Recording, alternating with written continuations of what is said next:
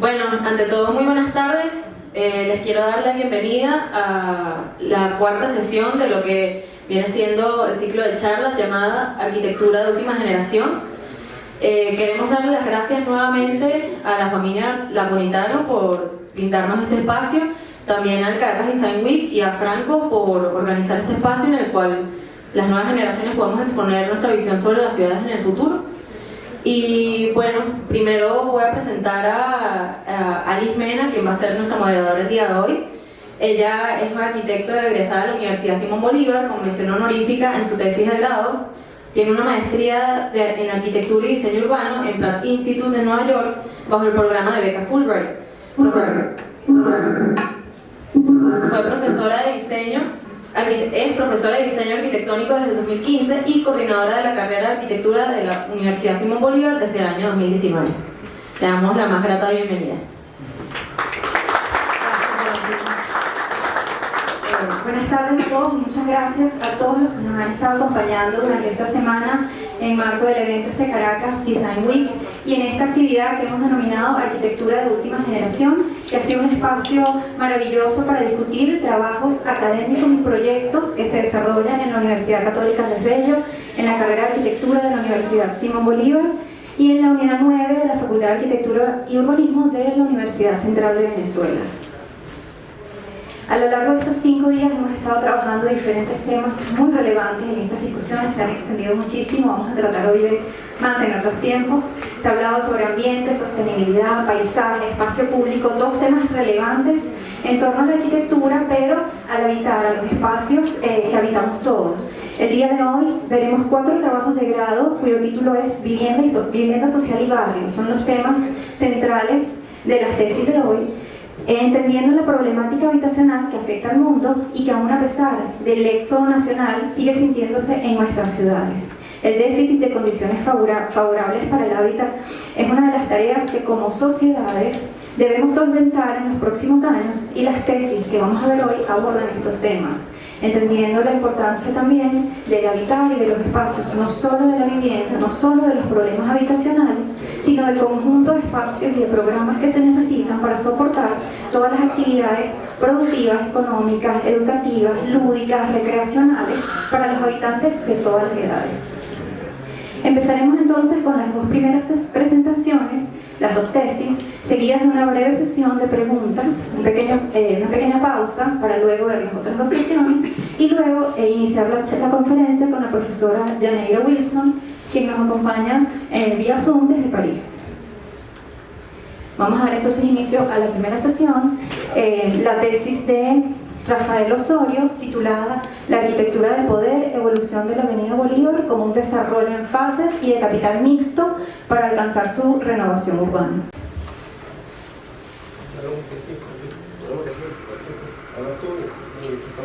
A ver.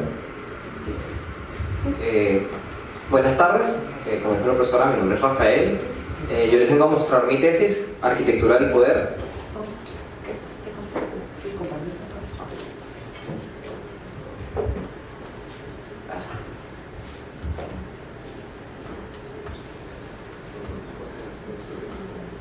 Perfecto.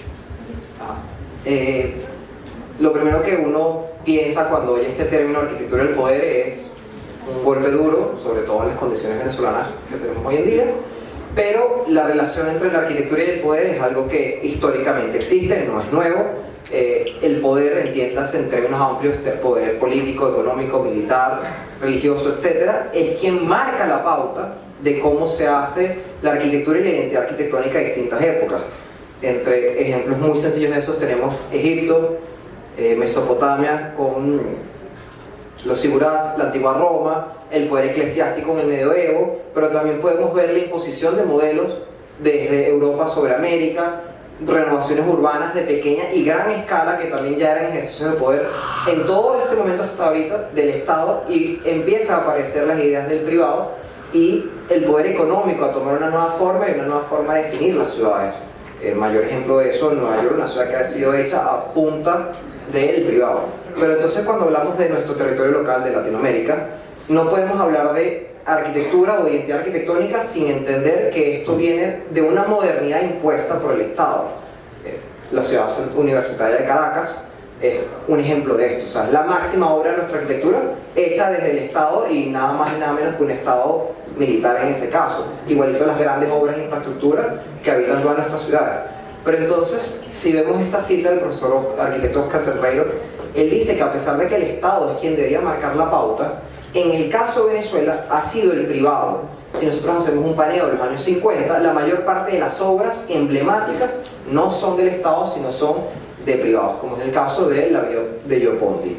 Entonces, podemos decir que la modernidad es un hecho inalcanzable, es algo que siempre perseguimos, siempre queremos ser modernos, pero mientras nos aproximamos a la modernidad, nunca llegamos a ser ello. Entonces la modernidad es una obra inconclusa, o una obra congelada en el tiempo porque se queda estancada en 50, 60 o en la época que ya se haya hecho.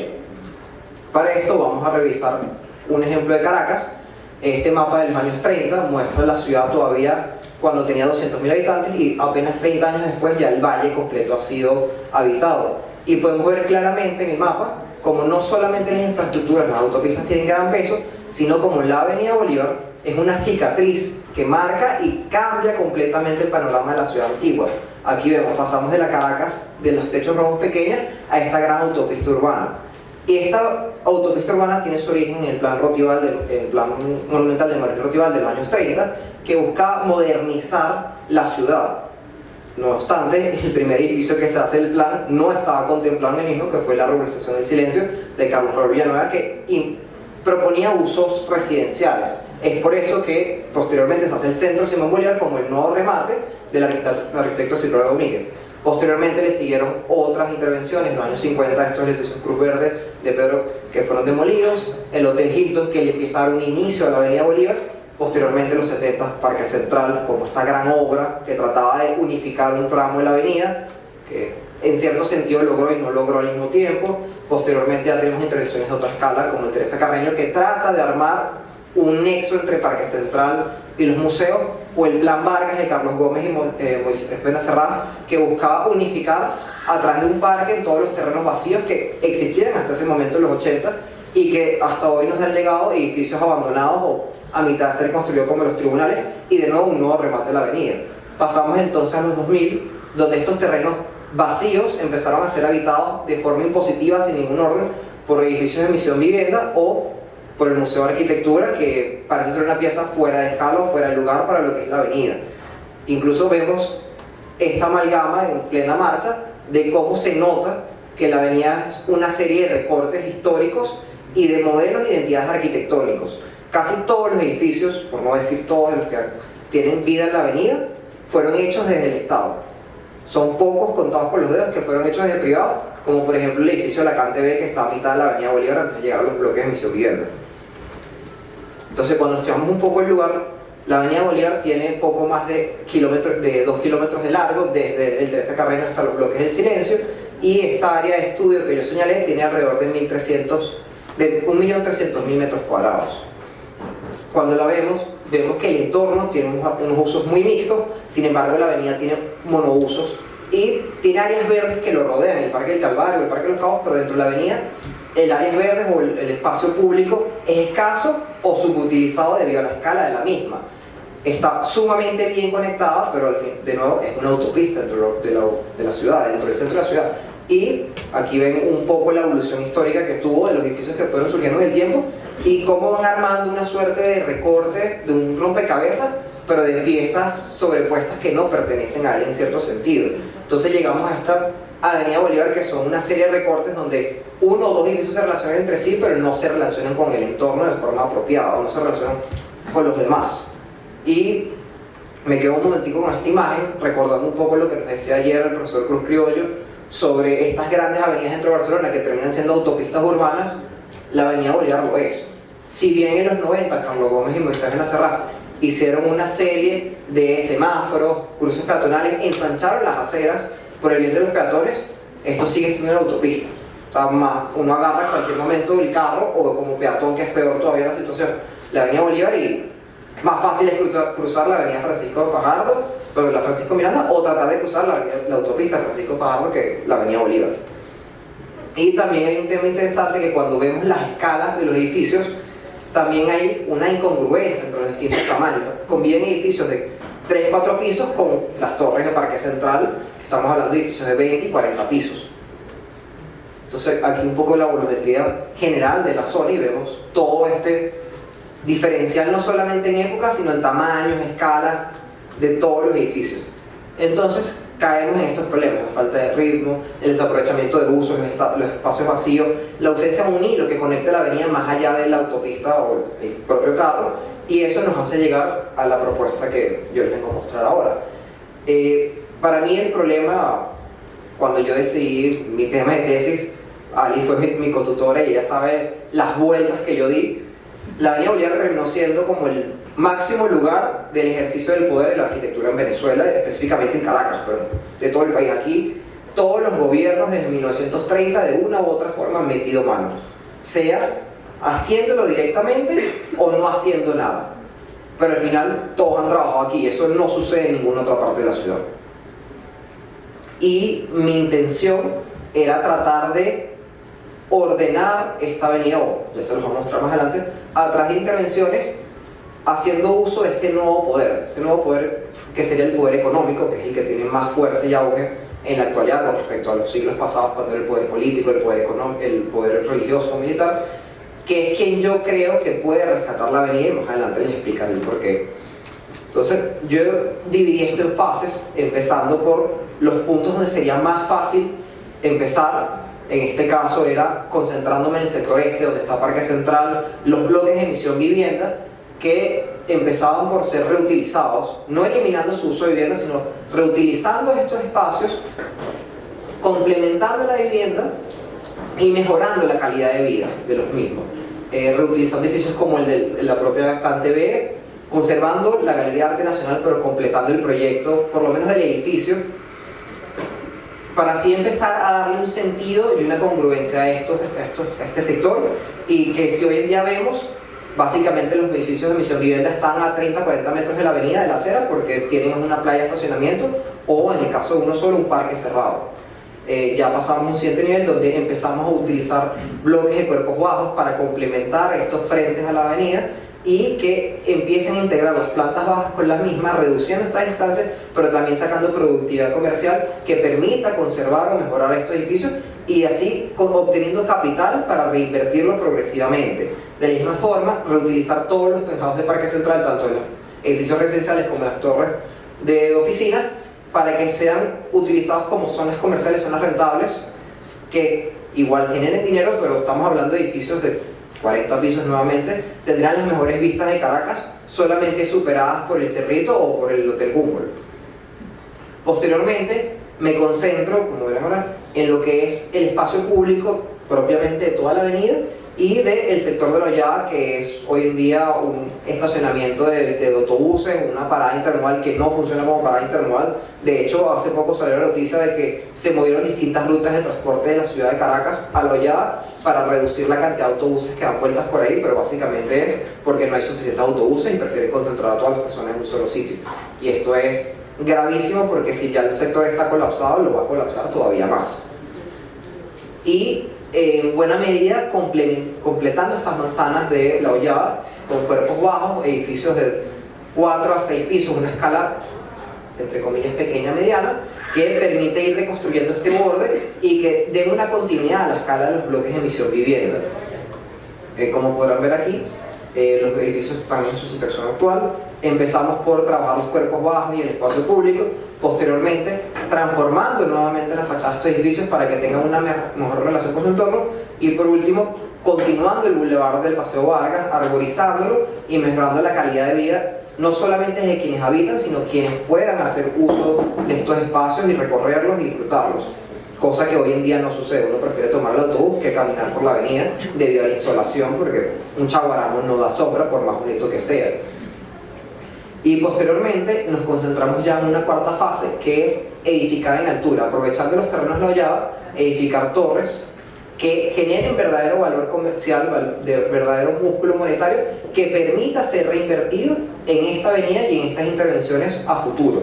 Edificios como este que busquen integrar nuevas tendencias, pero más allá de la solución arquitectónica, la idea es sacarle provecho a estos grandes terrenos de la ciudad pero a la vez jugando a favor del espacio público, que la plusvalía que generan estos edificios sea reinvertida en la avenida, en cierto modo como el centro Rockefeller. El alquiler de los espacios internos va y es donado a la Universidad de Nueva York por decisión del propio Rockefeller, y que es un contrato de por vida del edificio, y que aquí pueda funcionar de la misma forma.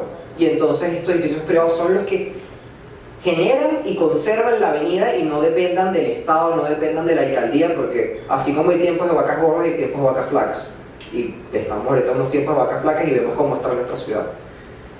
Y por último es extender esta utilización de esos espacios en otros terrenos en el entorno, sobre la avenida México, sobre la avenida Lecuna, donde se le pueda sacar provecho con edificios de oficina, edificios residenciales, hoteles, etcétera, que busquen sacarle el mayor jugo a este gran espacio de la ciudad, a esta conexión que se propone hacer, y que vayan sumando, pero también integrando edificios como complementar el edificio de tribunales de Carlos Gómez, o reutilizar el centro Simón Bolívar aprovechando sus terrazas para tener restaurantes o café a esa altura, que sería maravilloso poder ver el centro de Caracas desde una nueva altura y ver los techos rojos, etc. Y poder tener un poco vistas como esto, que sería envidiable, o sea, poder ver solamente el cielo de Caracas, yo diría que sería asombroso. Y ya con esta última imagen quiero cerrar, pero también hacer unas reflexiones, como Alice dijo. Yo entregué esta tesis en 2020, casi hace 3 años, porque eso fue en julio, y después de esto, bueno, la pandemia siguió. Ha habido tiempo de reflexionar, y hubo cosas que en su momento, por tiempo, o también las cosas que me tenían concentrado, no me dio el tiempo de pensar. Y revisitando la tesis precisamente para esta actividad, y con las intervenciones del lunes, el martes, el miércoles, hubo temas que me trajeron a colación, que yo en su momento no intervine, y que ahorita quisiera rectificar y decir que también es momento de hacerlo. O sea, ¿por qué no podemos soñar que la avenida Bolívar se vea como la avenida Meridian de Barcelona, donde en vez de tener 4 canales de carros de cada lado, o 5, tengamos simplemente 2 canales y un gran parque verde en el centro? La avenida lo puede tener. Obviamente, donde estén los cruces transversales a la avenida, por debajo no tendríamos árboles, pero puedes tener un gramado, o incluso puedes tener un sistema de transporte superficial en ese centro de calle. Permite que esta avenida sea simplemente más que un gran corredor vial, y se transforme realmente en un paseo, en una alameda que todos los caraqueños queramos disfrutar, y que el día de mañana uno pueda empezar a recorrer desde el Silencio, llegas a los museos, pasas los Caobos, llegas a Plaza Venezuela, agarras Sabana Grande, y lo que te das cuenta, ya estás en el Parque Eléctrico. Y quisiéramos que ese recorrido siguiera hasta Petare, y que lo pudiéramos hacer a pie, en bicicleta, no en carro. Yo he hecho este recorrido en bicicleta desde Los Símbolos hasta el Calvario y regresado, y es terrible.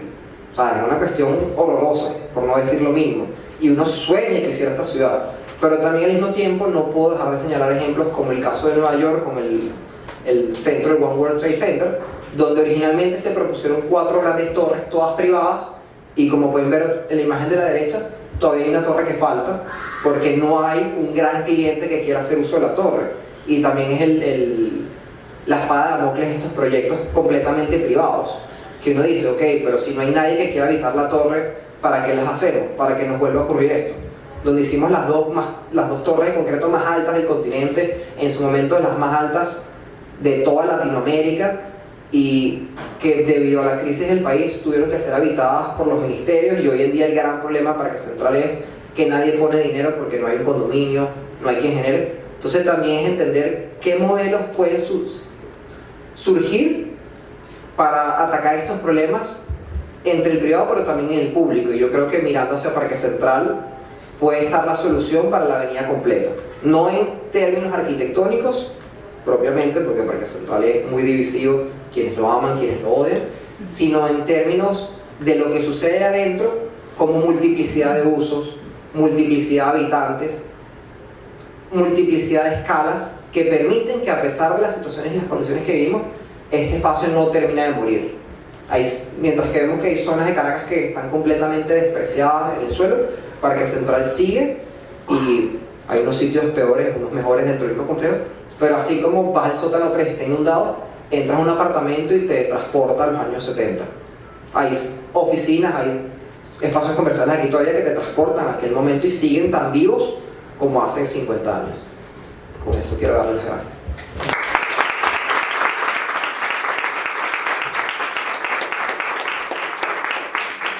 La sufrimos y la habitamos día a día, ¿no? La recorremos siempre.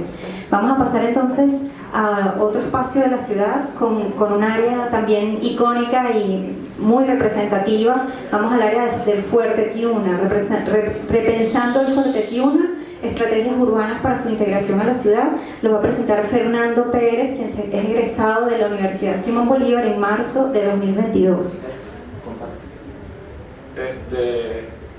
Un aplauso antes.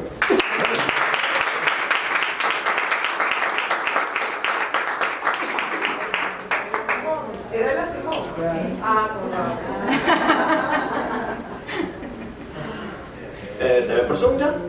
Sí, está cargado. Ok, bueno, primero que todo, buenas tardes. Bueno, mi proyecto de grado decidió... ¿Se escucha aquí? Ok.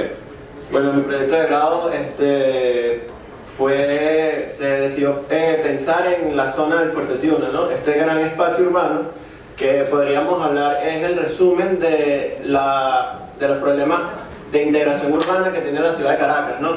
Es un espacio donde están todos los fragmentos vinculados, ¿cierto?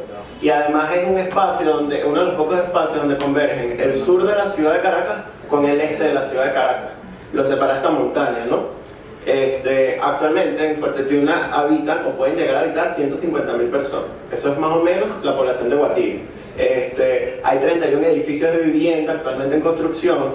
Tenemos 2 accesos restringidos, tenemos una ruta interna, tenemos 146 hectáreas, o sea, uno de los espacios más grandes de la ciudad de Caracas, sin tratar.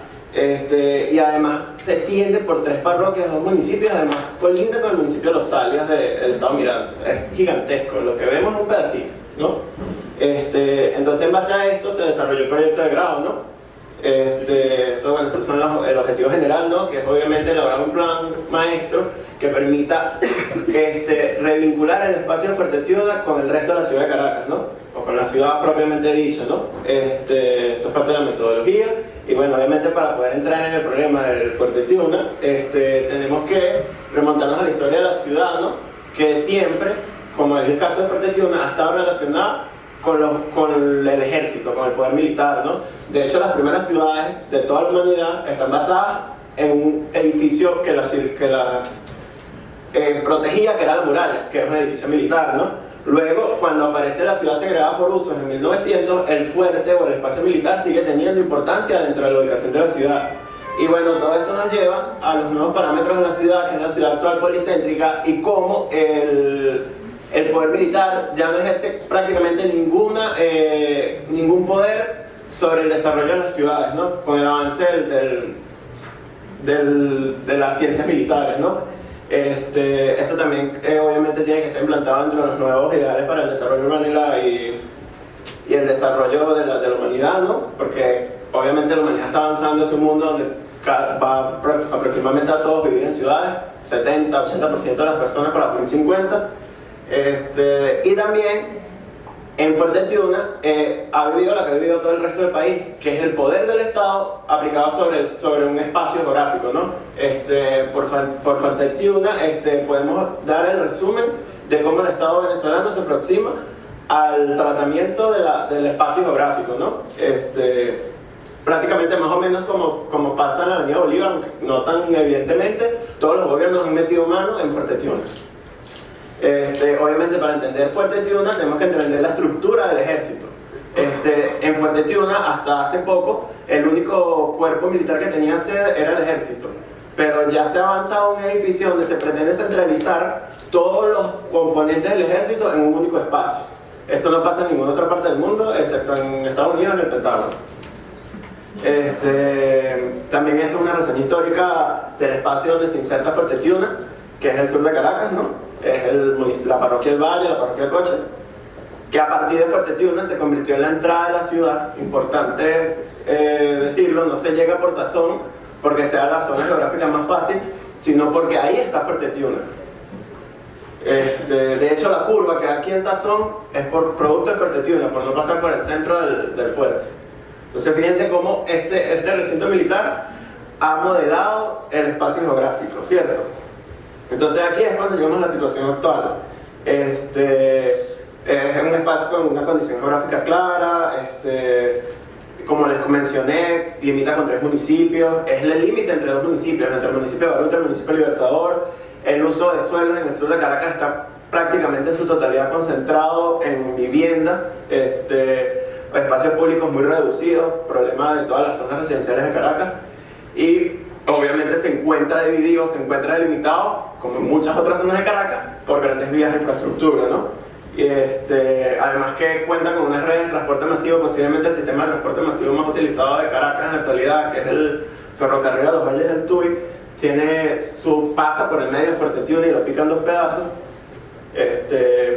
Y bueno, algo que a partir de esta investigación nos dimos cuenta es el potencial que tiene el Fuerte Tiuna y las áreas que representan Fuerte Tiuna como unas oportunidades para unir el sureste con el oeste de la ciudad. Este es un espacio único que no se repite, excepto en la avenida, actualmente la avenida intervecinal que sube hasta Cumbres de Curumo, es el único espacio por donde puedes pasar, pero dentro de Fuerte Tiuna nos dimos cuenta que hay hasta 5 y 6 caminos posibles que son actualmente de uso exclusivo de los militares, ¿no? Entonces, es un espacio donde viven 150.000 personas, donde pueden llegar a vivir 150.000 personas, pero tiene un único acceso público, que es la Alcabala 3. Gente ha muerto por tratar de entrar. Por ejemplo, por dar un caso rápido de lo que puede suceder por tener esa cantidad de población metida en ese espacio, que como es el único espacio geográfico amplio, se puede desarrollando de esa forma.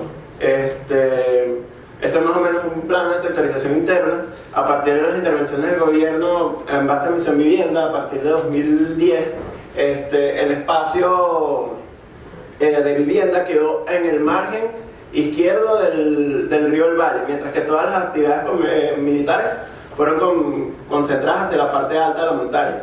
Quedan algunas o pocas actividades militares del otro lado del río El Valle, pero los civiles están todos de un lado del río y los militares del otro. Entonces ya tenemos como una sectorización clara, ¿verdad? Bueno, aquí está un resumen de las problemáticas y potencialidades evidenciadas, ¿no? Y estos son más o menos unos referentes con los que nos podemos guiar o con los que me guié para el desarrollo del proyecto que ahora les mostraré, ¿no? Bueno, ya aquí en la parte proyectual, primero me fijé que Fuerte Tiuna se encuentra ubicado entre las 2 universidades más importantes de Venezuela, la Universidad Central y la Universidad Simón Bolívar, según los rankings. Importante, claro, no porque lo digo yo. Pero hay una tercera universidad que también tiene mucha importancia y que no suele ser entendida como tal, que es la Universidad Militar de Venezuela, antes conocida como la Academia Militar, que está en el medio entre las 2. Esto no es fruto de la casualidad, esto fue a propósito. Entonces, entendiendo estos mapas de actores y cómo el ejército, cómo las fuerzas militares suelen modelar el desarrollo económico, político, social, la innovación tecnológica, surge la idea de convertir todo el Fuerte Tiuna, y para poder terminarlo de incorporar a la ciudad como una parte, como una pieza central, la creación de un distrito de innovación. Se nombró así en base a que el ejército suele ser un gran movilizador de desarrollo tecnológico. Un caso que no se suele mencionar es el de Silicon Valley en Estados Unidos. Silicon Valley existe porque se encontraba uno de los laboratorios de desarrollo militar más importantes, que dejó a su alrededor una estela de desarrollo científico que, bueno, es el que conocemos hoy en día, ¿no? La sede de todas las compañías tecnológicas. Entonces, ¿por qué no pensar lo mismo para Fuerte Tiuna, no? Entonces, aquí es como un esquema operativo sobre el que se podría desarrollar Fuerte Tiuna, los componentes de actuación de la propuesta, y bueno, esto ya sería más o menos el plan maestro de la propuesta, ¿no? Que se basa en 4 ejes: cultura, espacio público, medio ambiente, movilidad y conexión. Todo esto para poder revincular a los habitantes actuales de Fuerte Tiuna, los futuros y los que están alrededor en un único espacio, ¿no? Una parte importante del proyecto se centra en el desarrollo o el decreto, más que desarrollo, de un corredor ecológico, un corredor ambiental en torno al río El Valle. El río El Valle está poco contaminado actualmente. De hecho, en el tramo que transcurre por Fuerte Tiuna está prácticamente limpio, excepto por algunas descargas fluviales que tiene en la parte de las mallas. Es un río que es fácilmente tratable, ¿no? Entonces, esto es más o menos una imagen o un desarrollo, un sketch de lo que se puede convertir en el río El Valle, ¿no? Y que sería la pieza que articularía toda todo el desarrollo del distrito de innovación, ¿no? Sobre este gran parque alrededor del río y en las montañas alrededor del Fuerte Tiuna, sería la espina dorsal sobre la que se comenzaría a desarrollar el distrito de innovación. Estas son unas imágenes. La otra parte importante del desarrollo de este proyecto es el sistema de movilidad, ¿no? Un sistema de movilidad que busque vincular la parte norte con la parte sur del Fuerte Tiuna, que actualmente se ve interrumpida por una cantidad infinita de alcabalas dentro de una gran alcabala. Entonces es un espacio que está desvinculado por los propios militares a lo interno. Entonces la gente que está en la parte de los chinos no puede llegar hasta la parte de abajo, o la gente que está en la parte de los rusos, que son los bloques que están llegando por las mallas, no puede subir hasta la parte de los próceres, por ejemplo. Entonces es un espacio que está completamente desvinculado, pero que tiene grandes posibilidades de desarrollo por ser actualmente un recinto cerrado, ¿no? Entonces esto es una propuesta de transporte que se basa en 3 fases. Una primera, que son acciones que se pueden realizar de manera inmediata; una segunda, que ya requiere un poquito más de infraestructura; y una tercera, que implica la reutilización de sistemas de transporte que están actualmente en proyecto y que no se han finalizado, ¿no? Otra de las partes importantes es la revinculación de los distintos sectores que se ubican alrededor de Fuerte Tiuna, ¿no? De un lado tenemos todos los sectores del municipio de Baruta, Cumbres Curumo, Prado del Este, Alto Prado, etcétera, etcétera, etcétera. Y al otro extremo tenemos la parroquia del Valle y la parroquia Coche, ¿no? Entonces, en base a la unión de estos sectores, se generan cinco sectores que se llaman sectores de vinculación urbana, ¿no? Que buscan reforzar estas transversalidades. Cada uno de estos sectores posee un proyecto emblemático que busca ser el catalizador del desarrollo, ¿no? Obviamente, como es un proyecto tan amplio, todo queda en una fase de desarrollo urbano, más no un desarrollo de detalle, que va a ser, vamos a decir que licitado, en el caso del Fuerte Tiuna, ¿no? Y en el límite hacia el espacio del municipio de Baruta, tendríamos 5 baluartes, que son como espacios que dan acceso al nuevo distrito de innovación desde el municipio de Baruta, ¿no? Cada uno de estos sectores fue desarrollado de acuerdo a sus posibilidades, ¿no? Por ejemplo, el primer sector tiene las posibilidades patrimoniales más claras. El segundo sector, que es donde se encuentran actualmente los bloques de vivienda de los chinos, como se le conoce entre la gente, el nombre oficial es Urbanización Simón Bolívar, tienen una grave necesidad de espacio público, entonces ahí estarían enfocadas las acciones en este distrito. Un tercer sector, que es el sector, la segunda parte de los bloques chinos, que este es un espacio que actualmente está ocupado por una gran cantidad de viviendas que llaman en guarnición, que son como viviendas temporales, un desarrollo en escala muy baja. Entonces se busca darle una nueva identidad urbana a este sector, ¿no? Y además vincularlo con la zona del otro lado, que es el centro comercial de Coche, a través de distintas operaciones urbanas, proponer una nueva escala de ciudad. Y además el edificio emblemático, que sería una plaza que nosotros decimos en el desarrollo del proyecto, se llama Plaza Beijing, porque cada uno por el sector es Plaza Beijing, Plaza Moscú, etc. Este sería un edificio que conecta por arriba, por debajo y por la autopista con el metro de Caracas. Después tendríamos un cuarto sector, que es el sector que está cercano al mercado de Coche, ¿no? Que es un sector donde hay una gran cantidad de galpones, entonces sería un sector que puede ser desarrollado productivamente de distintas formas en el uso de estos grandes espacios que actualmente están abandonados. Y un último sector, que es el sector 5, que es el sector de los rusos, que es el sector más desatendido actualmente, ¿no? En este sector, lo primero que nos encontramos es que actualmente muchos de los bloques de vivienda que allí se encuentran no poseen las cualidades estructurales apropiadas, ¿no? Esto es lo que se pueden caer en resumen. Entonces, ¿cómo atacar este problema? Primero, el espacio público no existe, no fue pensado, solo aparecieron los bloques, cayeron y ya. Entonces, ¿qué se propone primero? Primero es atacar todos estos grandes espacios vacíos que tiene esta zona de Fuerte Tiuna para el desarrollo de espacio público, ¿no? Entonces como cada uno se fue organizado en torno a manzanas, esto probablemente venga de algún remanente soviético de la plaza central que había todos estos grandes desarrollos de la Unión Soviética que trajeron para acá los rusos.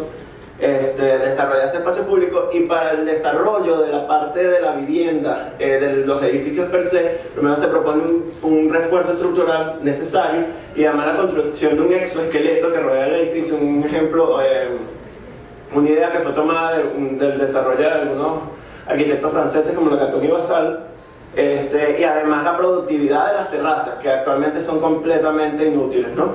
Y finalmente un desarrollo del edificio catalizador de este sector, que es como el espacio que arranque el desarrollo del sector, que en este caso pensamos como un centro de formación profesional tecnológica ante la cercanía de este sector con la Universidad Simón Bolívar. Entonces, como para generar como una sinergia, porque el final de la carretera que conecta con nuestra universidad es en este espacio, ¿no? Entonces esto es como vamos a llamarlo un super INSEE tecnológico. Obviamente, ¿cómo se administra todo este gran espacio? Bueno, primeramente, obviamente, los militares tienen que estar involucrados, ¿no? Porque entender un Estado sin ejército no se compagina mucho, más en un país petrolero como el nuestro. Entonces, esto es una primera posición que se asume. Ante la extensión del territorio, y esto es una idea que no solo aplica a Fuerte Tiuna, sino a todo el resto de la ciudad de Caracas, se propone la creación de un municipio, que podría, en este caso, se llama el nuevo municipio del Valle, ¿no? Y finalmente, una etapa de aplicación de la propuesta. Unos datos rápidos para finalizar. Pudimos identificar en el desarrollo de este proyecto de grado 14 nuevos accesos. Se pueden construir 28 edificios de vivienda.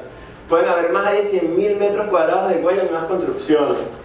1.300 hectáreas. O sea, esto podría ser casi que el Parque Nacional de Ávila, de nuevo espacio verde incorporado a la ciudad y que puede ser desarrollado.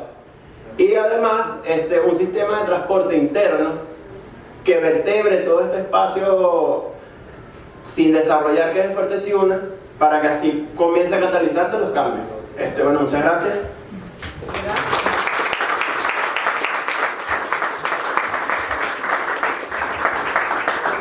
Gracias, Fernando. La verdad es que de nuevo revisitar las tesis nos permite como reflexionar y entender, bueno, todo lo posible, y un poco lo hemos visto a lo largo de todas estas tesis, ¿no? Todo lo que nos queda pendiente en la ciudad que vivimos. No todas las tesis han sido en Caracas, pero bueno, las de hoy en particular, las 4 se desarrollan en la ciudad de Caracas, y nos permite un poco pensar eso, el papel y lo que tenemos que seguir pensando para poder entender, bueno, la situación actual, que evidentemente no es la mejor. Incluso hay riesgos, situaciones de riesgo en algunos casos, situaciones de conflicto de movilidad, de falta de accesibilidad, y pensando también cómo podemos mejorar, cómo puede transformarse, y la responsabilidad que tenemos todos en esa transformación. No sé si alguien quiere hacer una pregunta o un comentario. ¿Ustedes quieren hacer, entre ustedes se quieren hacer alguna pregunta? ¿Alguien quiere? Adelante.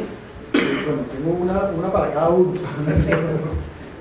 Rafael inició, y sí me llamó la atención que en la última etapa del desarrollo de su proyecto, que él indica que el desarrollo de altura, hay muchos techos y zonas verdes mucho más concentradas ahí que en el resto. Mi pregunta, ¿se consideró en algún momento ampliar, modificar, incluir tecnologías verdes, reciclajes, ¿cómo se llama? Todo tipo de usos alternativos de energía, que pareciera un asomo? No sé si realmente hay una intencionalidad en el uso de esa última etapa de mayor altura, y si a la vez puede, digamos, proyectarse hacia el resto de la extensión de la avenida, en el conjunto total del proyecto. Si quieres hacer las dos preguntas. Ok, y la otra pregunta, tratándose de Fuerte Tiuna, obviamente una zona militar que tiene sus propias características y normativas, reglamentos, contextos de seguridad sumamente estrictos, dice uno, entre comillas, no lo sabe, pero que a la vez eso ahora se va a compartir con un mundo civil. ¿Cómo van a convivir esas dos polaridades sin que menoscaben o desmejoren seguridad, pero que a la vez tampoco lo convierta en una extensión del Fuerte Tiuna. Entonces todos tenemos que vivir bajo qué normativa.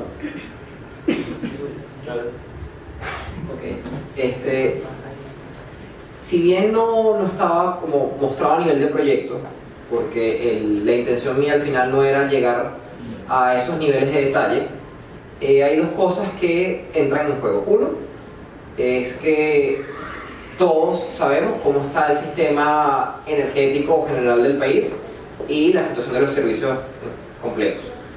Y esas condiciones, aunque regresemos a un nivel óptimo del sistema eléctrico, por tomar uno de los ejemplos que dijiste, o el sistema hídrico de la ciudad, absolutamente la ciudad de Caracas, o sea, las alcaldías y los ciudadanos, tenemos que empezar a promover nuevas formas energéticas, de usos de agua, de obtención de recursos hídricos.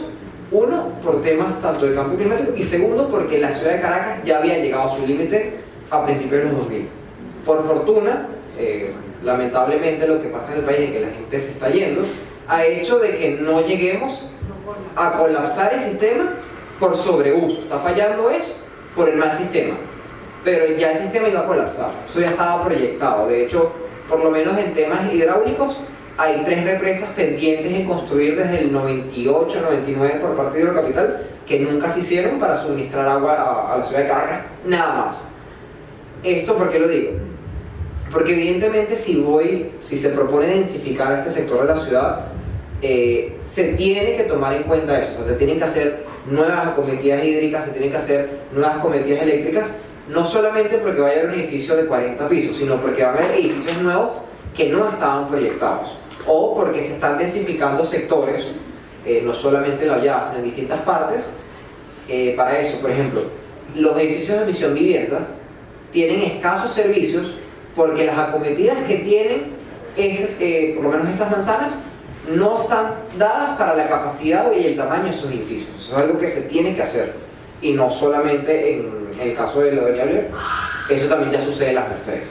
O sea, la alcaldía tiene hace poco un trabajo donde han tratado de mejorar ciertas acometidas, algunas de las torres que están haciendo, pero no se ha hecho en toda la organización. Entonces, respondiendo a la pregunta original, sí se tienen que tomar en cuenta. O sea, y no tienen que venir porque yo como proyectista o la alcaldía como promotor mixto con un capital privado dice: es que los edificios ahora tienen que ser verdes porque nos parece que está de moda. No, se tiene que hacer porque existe la necesidad como ciudad, existe la necesidad que uno debería pedírselo a las autoridades como ciudadano, porque quiere vivir en mejores ciudades. Y más allá de si existe hoy en día esta tendencia a hacer edificios verdes, que si tienen techos productivos, que si tienen fachadas ecológicas, sí son cuestiones que hay que tomar en cuenta. Y además, aprovechando que nosotros tenemos la ventaja de ser un país tropical. O sea, aquí llueve 6 meses del año.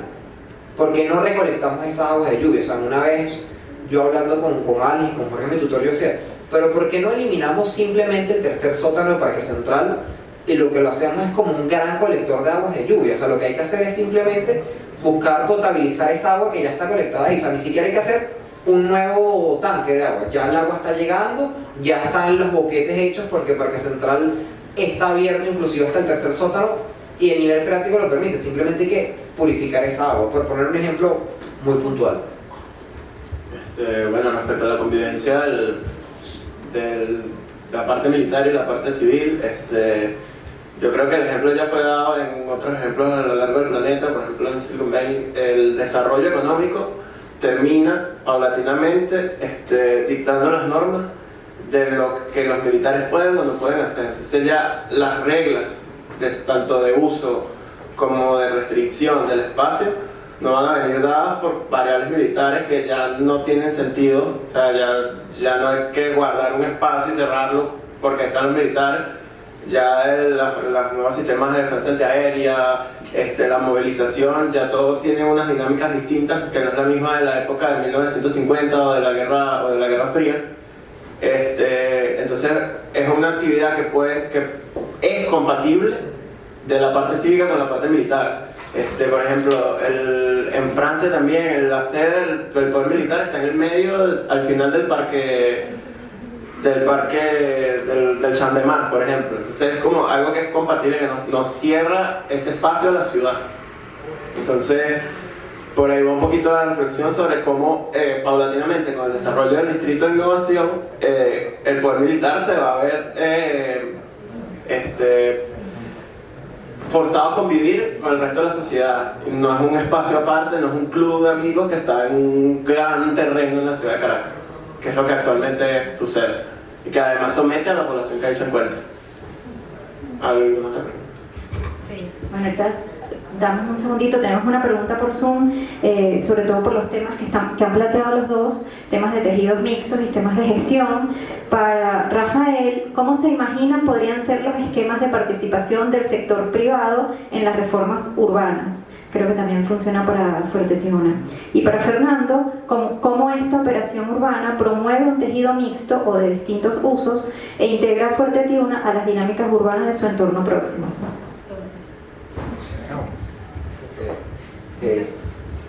Esta pregunta sin duda lleva a pensar todos los modelos de participación que hay, que se han usado en Europa, Estados Unidos.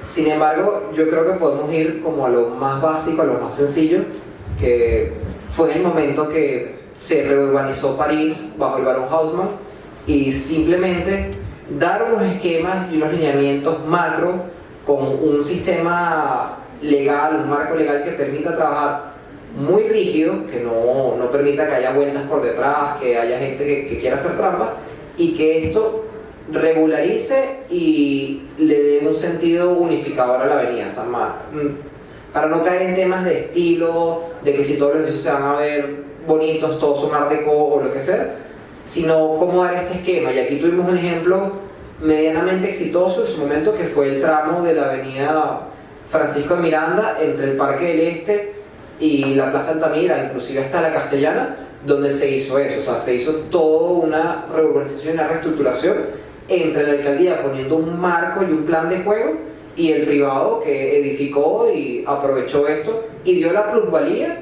para esas áreas públicas. Yo creo que por ahí puede ir el camino. También, bueno, tienen que entrar especialistas de otras índoles más allá de la arquitectura que permitan darle una forma correcta y decir, bueno, mira, los edificios ponen tanto impuestos o va de esta forma, pero yo creo que esto ya está inventado. O sea, Barcelona se ha cansado de hacer esquemas de esto, Nueva York es mucho más desde el privado el que le pide al público que le dé permiso, pero el camino está, o sea, simplemente poner ese marco de a dónde queremos llegar y que no sea el Estado como un promotor inmobiliario, sino el Estado como un facilitador, porque es el propietario de los terrenos. Algo que se volvió a decir es que si bien todos estos terrenos originalmente pertenecían al Centro Simón Bolívar, cuando el Centro Simón Bolívar fue desarticulado en el 2008-2007, todos pasaron a ser propiedad del Estado. Hay terrenos que hoy en día le pertenecen al Ministerio de Obras Públicas, terrenos que le pertenecen al Ministerio de Transporte, terrenos que le pertenecen a la Oficina de Proyectos Presidenciales, llámese la Misión Vivienda, y eso también hay que entregarlos a los privados o que siguen en manos del Estado, pero que se alquilen para poder generar esta plusvalía, estos recursos. Gracias. Antes de que respondas, Cruz le añade algo más. ¿Cuál sería el atractivo para el nuevo municipio del Valle? ¿Cómo puedes redondear? Bueno, la vinculación, o sea, yo creo que al meter 150.000 personas en este espacio ya hay como un reclamo tácito de que este espacio necesita ser diversificado en uso, necesita ser vinculado a la ciudad, ¿no? Yo creo que ya se está dando solo poco a poco. Muchos de estos espacios de vivienda ya comienzan a ocupar los edificios que están vacíos, comienzan a generar nuevas dinámicas económicas que a la larga van a terminar forzando, no sé si en este gobierno o en otro, una vinculación necesaria. Yo creo que ya por mera geografía ya es un espacio que está vinculado con el resto de la ciudad. Que por temas de gestión no sea de uso público es otra cosa, pero es un espacio que, como ya dije en la exposición, ya vincula a las dos universidades más importantes de Caracas. Ya vincula espacios de desarrollo tecnológico, ya posee el principal mercado mayorista en sus alrededores, posee ahora el recinto deportivo más importante de Venezuela, el recinto de espectáculo más importante de Venezuela, el hipódromo. O sea, hay una gran cantidad de cosas que pasan alrededor de Fuerte Tiuna que actualmente no se ven vinculadas porque es un fuerte militar y está cerrado con una valla. Pero al momento nada más de solo romper esa valla, ya la revinculación con la ciudad va a surgir prácticamente sola. Lo que obviamente lo importante es que tiene que ser un proceso ordenado, que es un poquito lo que se especula en torno a mi proyecto de grado, pero que tiene que ser pensado por todos los actores de la ciudad, y por eso es importante, entonces ya para redondear, la necesidad de un actor institucional o de un ente, que en un principio puede ser algo como el Centro Simón Bolívar, pero que a la larga, por la cantidad de población, que puede llegar incluso a ser 1 millón de personas fácil, tiene que ser un ente de poder central, pues de poder público. Aquí ya varía un poquito con el modelo que se propone para la Avenida Bolívar, porque ante la extensión territorial esto no puede ser de un privado. Entonces tiene que ser algo democrático, controlado por la gente, ¿no? Y sobre todo controlado por las personas que ya habitan, y las que habitan ahí y las que habitan en los alrededores. Gracias, Fernando. Una última pregunta. No, iba a comentar algo rápido. Finales de los 90, no sé si recuerdan que aquí venía el Festival Internacional de Teatro, y uno de los países se presentó en el Paso de los Próceres, fue público y fue increíble. Y era antes del 2008, que era y los corredores, era ruta de los corredores de entrenamiento, no había vallas, nadie te paraba, ni era... Y simplemente lo que tú abrir otra vez las puertas y...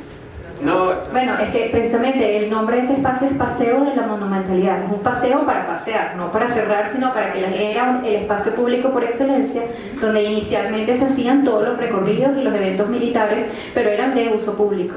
El tema es el control, que bueno, a diferentes escalas y en diferentes momentos, en realidad viendo arquitectura del poder en dos espacios, ¿no?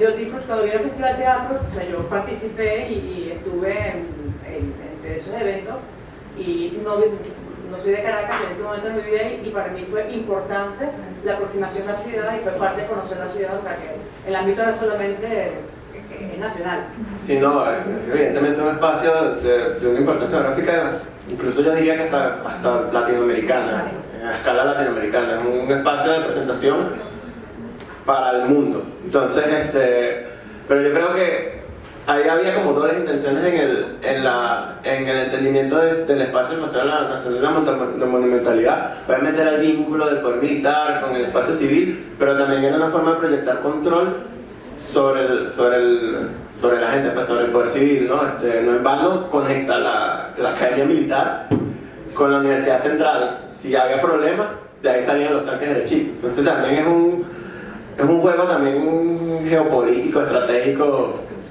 que está soterrado, pero está ahí. Y un poquito también el proyecto de grado busca como romper con estas trabas que son, vamos a decirlo, que físicas, que están ahí, o sea, que están construidas, que son desde la arquitectura. Bueno, vamos a terminar entonces esta parte de la sesión y les voy a pedir hacer un pequeño cambio. Vamos a continuar con las otras dos tesis y del break lo hacemos antes de la conferencia. Ay, no pasa. Vale, aquí, derecho.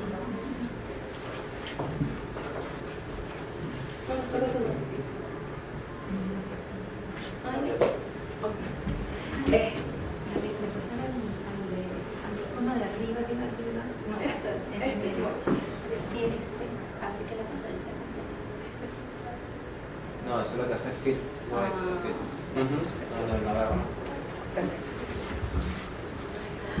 Bueno, la problemática de la tesis parte básicamente de que los barrios han sido protagonistas de una condición local y urbana precaria que ha hecho que se vuelvan como espacios residuales de la ciudad, puesto que existe poco desarrollo en lo que es capital físico, humano y social. Entonces, como el objetivo principal de la tesis es impulsar el desarrollo del tejido productivo en asentamientos espontáneos para la transformación urbana y socioeconómica del lugar, a partir de la generación de capital físico, humano y social. Bueno, en el caso de estudio, como comentó la profe, es La Vega. Bueno, este es un barrio de alta densidad. Es un barrio donde, por supuesto, prevalece lo espontáneo, aunque sí podemos ver que existen espacios planificados. Tiene dos arterias principales, la más importante, que es esta, que es la calle San José, que es la que conecta con la redoma de la India. podemos ver que el barrio está definido por su topografía. Por supuesto prevalece lo que es la vivienda unifamiliar y la vivienda bifamiliar, aunque sí existe la presencia, sobre todo como en la parte baja, que es lo que colinda con Montalbán y El Paraíso, de espacios comerciales, educativos, recreativos, etc. Bueno, la productividad, entrando un poco como en el tema de la productividad económica se define un poco también como con estas arterias que se pueden ver acá, que son como los ejes más importantes, y existe la presencia de talleres, de negocios pequeños, de vivienda productiva, de comercios ambulantes. Y bueno, un poco como para entender a nivel de demografía, La Vega es un barrio bastante denso, alberga el 6% de la población de Caracas, y aunque tiene una gran cantidad de personas como población activa, tiene una alta tasa de desempleo juvenil. Bueno, tiene organizaciones culturales, es un barrio con mucha tradición, existen espacios para los deportes, etc. Y bueno, un poco a partir del análisis que hizo, se detectan como un poco las potencialidades de estas arterias que ya mencionamos. Se detecta como la arteria principal, que puede ser convertida como un eje cultural, esta arteria secundaria como un eje industrial, y la tercera arteria, que está como un poco más alejada, pero que es lo que colinda con la montaña, que se puede como transformar en un eje natural. Un poco para entender como de dónde sale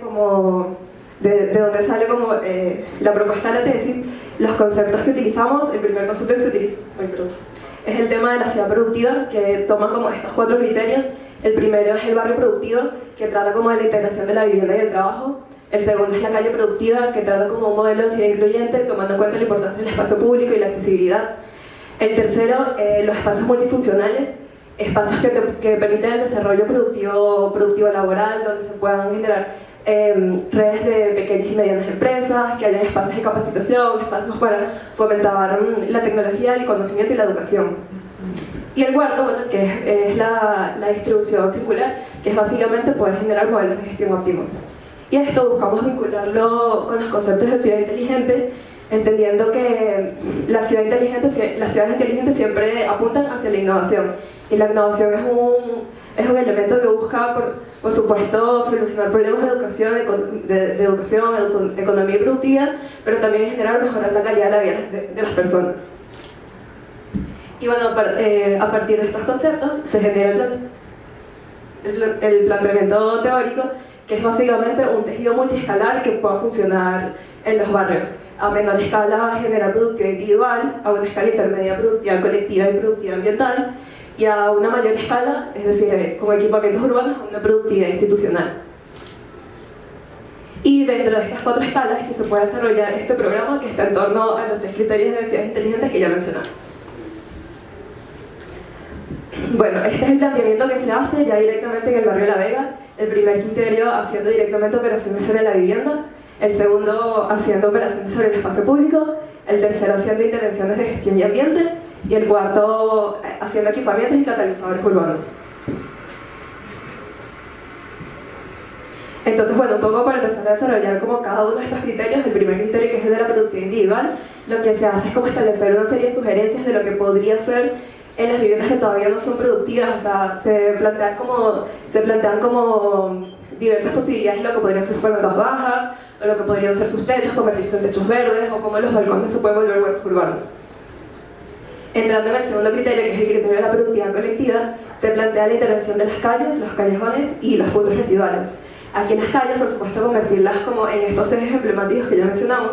Bueno, no sé los nombres, pero el eje natural, el eje cultural y el eje industrial. Luego está el tema de los callejones. Por lo menos en La Vega se detectaron que existen como muchos pasillos que pueden ser considerados como peligrosos, estos poder convertirlos como en pasajes temáticos.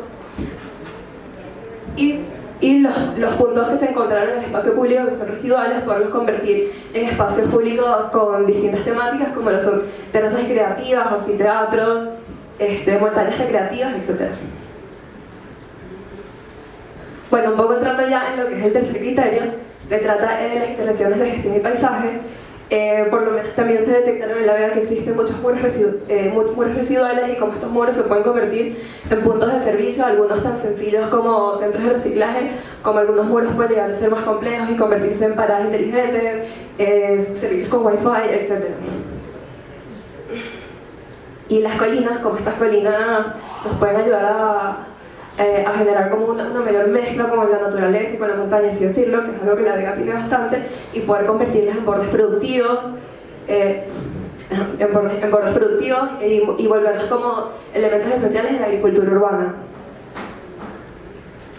Y bueno, el cuarto criterio, que es el criterio como el que se hace más énfasis y se desarrolla, es la productividad institucional, que son los catalizadores urbanos. Aquí lo que hacemos es detectar 3 sitios que podemos convertir. En este caso utilizamos el mercado y el centro deportivo en la entrada principal de la vega, las viviendas sociales y la antigua fábrica de cementos. Entonces, estos 3 que mencionamos, volverlos una entrada cultural, una plaza productiva y un parque tecnológico de innovación, respectivamente. Por ejemplo, esta zona, que actualmente es el mercado de Don Hatch, un centro deportivo sin terminar, poderlo volver como una zona mucho más dinámica. Se ubica la generación de un nuevo puntual, un espacio cultural que pueda dinamizar mucho la entrada.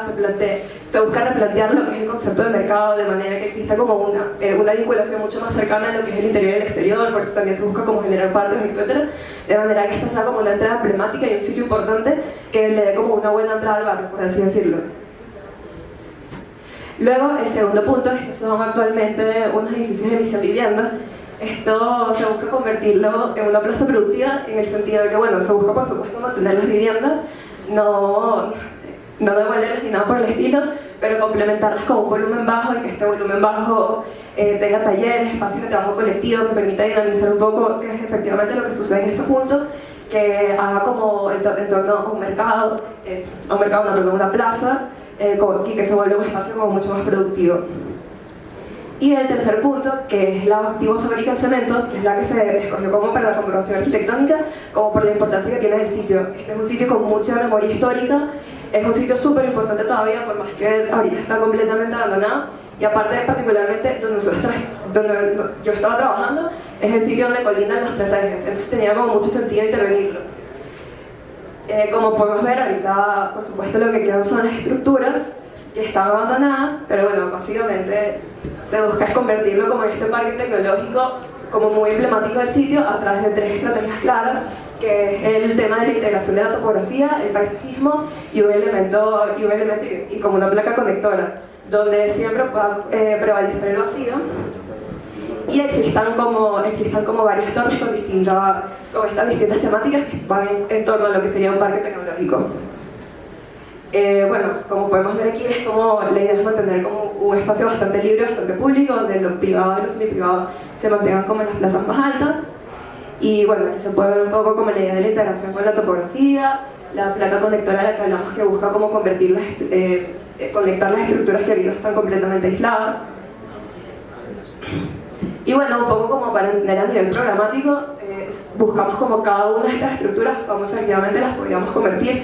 En este caso, esta estructura, que es como una de las más importantes, la que más llama la atención, cómo las podíamos convertir como en espacios de talleres de capacitación, espacios flexibles que se pudieran adaptar para la educación de tanto jóvenes como adultos, o sea, que tuvieran como la capacidad de mutar, por así decirlo.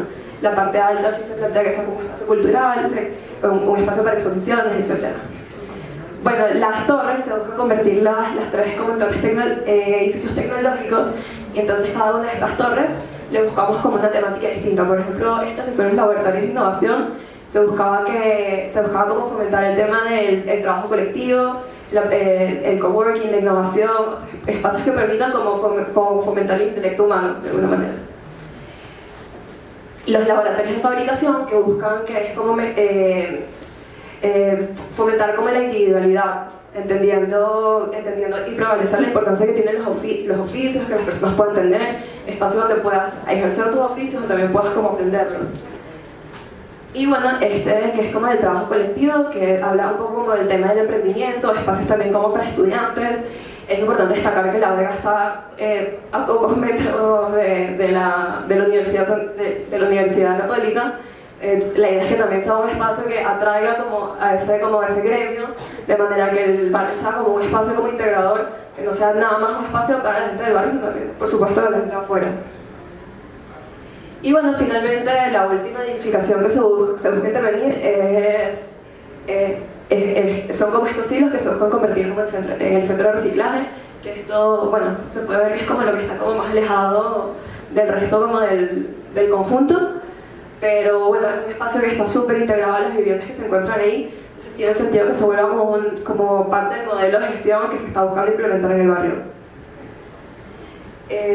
Y bueno, nada, un poco como para cerrar, bueno, creo que como lo que yo más me llevo de la tesis es el tema de efectivamente qué es la productividad. La productividad la pensamos como un tema económico, pero realmente la productividad es un tema social, es un tema humano. Entonces la idea es como saber cómo fomentar todo eso como en simultáneo. Y por eso como creo que también como la importancia como del trabajo multiescalar, entender que la productividad sucede como a muchos niveles y todos estos niveles tienen que ser como fomentados. Y entender que en los barrios la productividad ya existe, o sea, no es decir que los barrios no son productivos, sino entender qué es lo que hay y qué es lo que falta y saber cómo poder fomentarlo. Ya, gracias.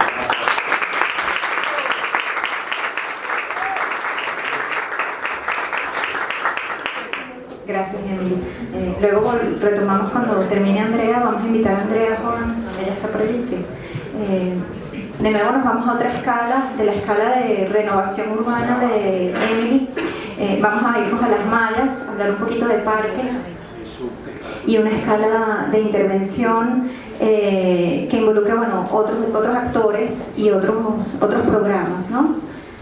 Andrea, ¿está lista? Andrea es egresada de la Universidad Simón Bolívar también en marzo de 2022 y nos presenta Las Mallas, un escenario de juegos.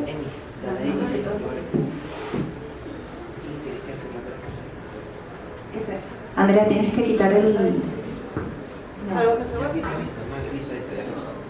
Andrea, tienes que quitar.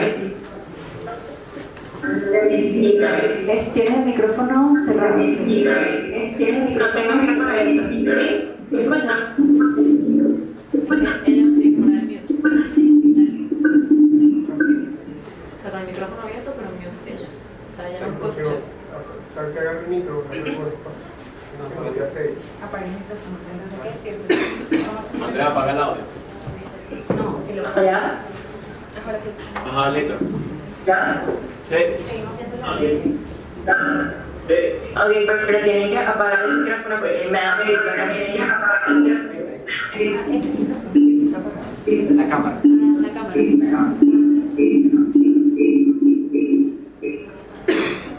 Ahora sí. Bueno, como saben, les voy a hablar un poquito sobre mi trabajo de grado. Mi proyecto surge de una inquietud que justamente me pasó mientras estaba haciendo servicio comunitario en Fundación Espacio, donde empecé a darme cuenta de primera mano la resonancia y el impacto que tiene nuestro rol en la cotidianidad y en la calidad de vida de las comunidades. Después tuve la oportunidad de irme de intercambio a Colombia y pude ver también cómo grandes proyectos de espacios públicos han logrado regenerar espacios urbanos y sociales degradados. En una clase vi un artículo de un profesor que se llamaba Las alas del deseo, arquitectura para la dignidad, y esta frase me dejó reflexionando. Las voces de los niños que transforman los espacios en improvisadas canchas nos recuerdan cómo poblar el futuro. Ellos representan las voces de la dignidad. Ahí empecé a reflexionar y a investigar acerca de realmente el rol que tiene el niño dentro del urbanismo y la arquitectura, y acerca de cómo puede el espacio público y lo lúdico transformar realmente espacios degradados. Como profesionales del diseño no podemos olvidar que el ser humano, además de un hogar y un espacio para trabajar, es un ser que ríe, disfruta, juega y se divierte. De hecho, la recreación forma parte de los derechos del hombre, por lo que de verdad debería formar parte del desarrollo de las ciudades. Sin embargo, las ciudades actuales tienen tantos problemas que el espacio público ha quedado de lado y, por supuesto, el espacio recreativo también. Y esto es algo que se da tanto en la ciudad planificada como espontánea. Sin embargo, dentro de la ciudad espontánea se ve mucho más afectada la calidad de vida, la formación, la dignidad y el futuro de quienes habitan estos sectores.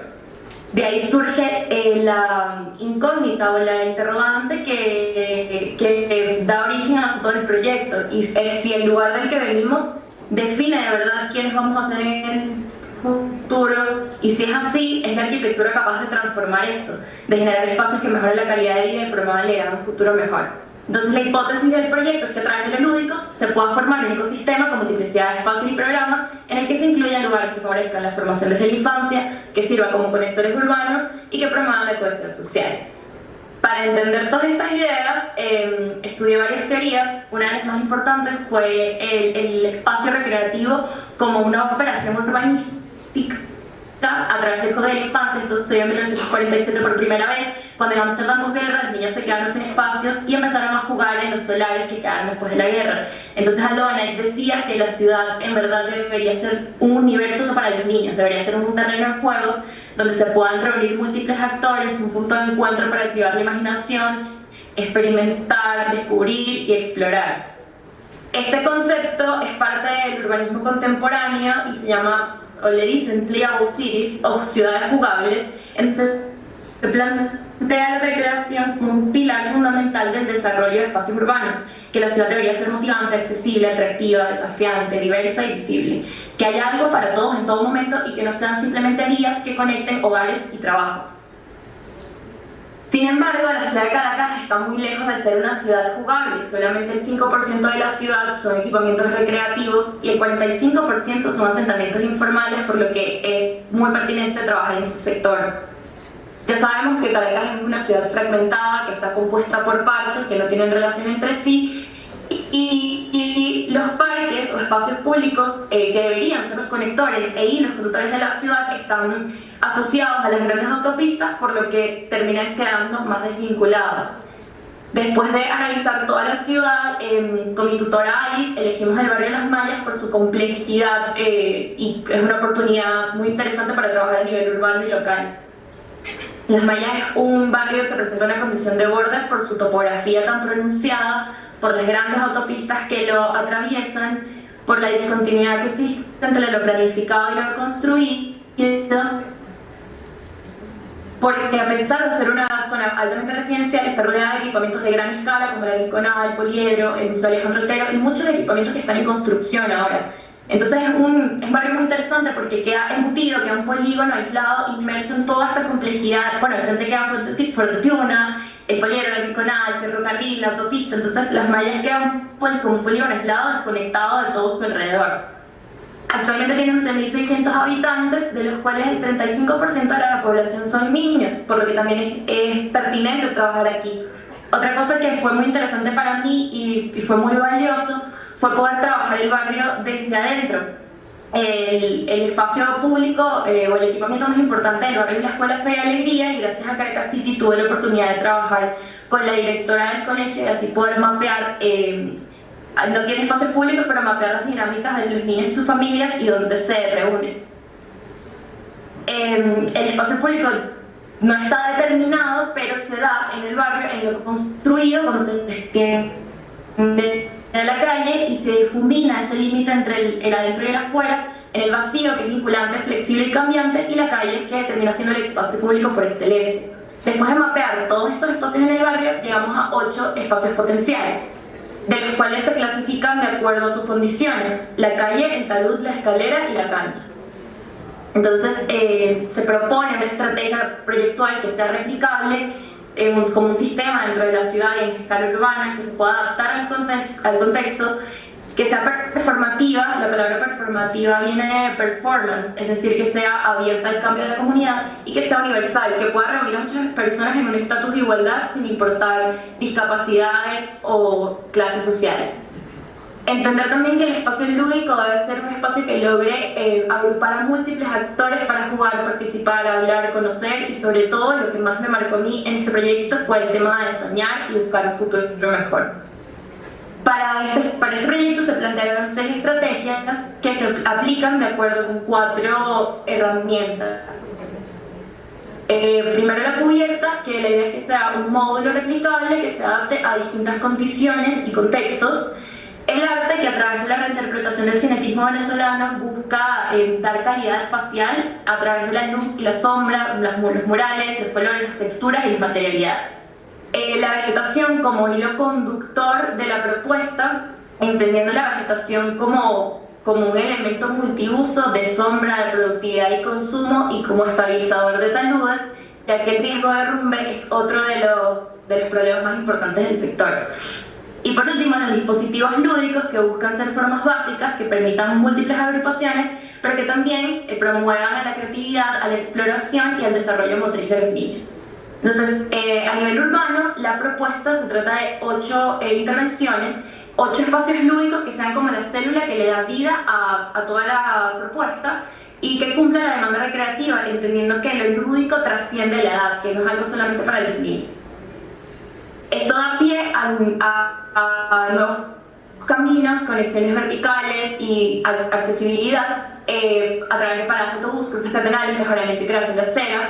Esta da también pie a la idea de generar más espacios públicos, plazas, terrazas, miradores, mobiliario urbano, y que en una siguiente fase pueda generarse productividad a través de terrazas productivas, huertos comunitarios, la consolidación de las calles comerciales que ya existen, y también espacios educativos y culturales a través de aulas de usos múltiples, talleres, programas de aprendizaje, y el medio ambiente, como ya dije, el hilo conductor que comunica toda esta propuesta a través de la reforestación, el refuerzo de taludes y programas de reciclaje.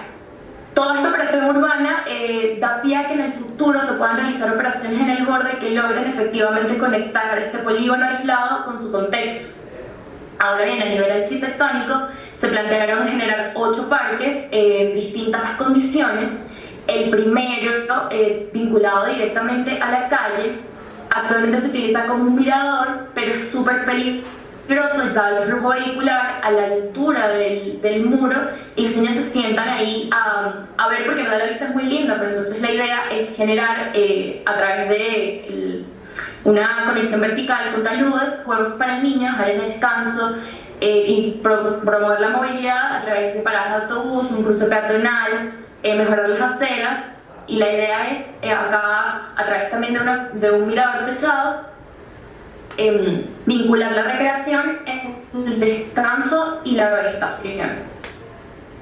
Luego, este espacio, esta es una calle principal del barrio, y es un diagonal, y ahí se puede ver que hay un terreno vacío, y esa calle es una calle productiva donde niños que puedan quedarse en este espacio jugar y potenciar la productividad de la calle para que los papás puedan estar trabajando y los niños tengan un lugar seguro y custodiado para estar mientras sus papás trabajan. Luego, vinculado al talud, existe este espacio vacío que actualmente se da como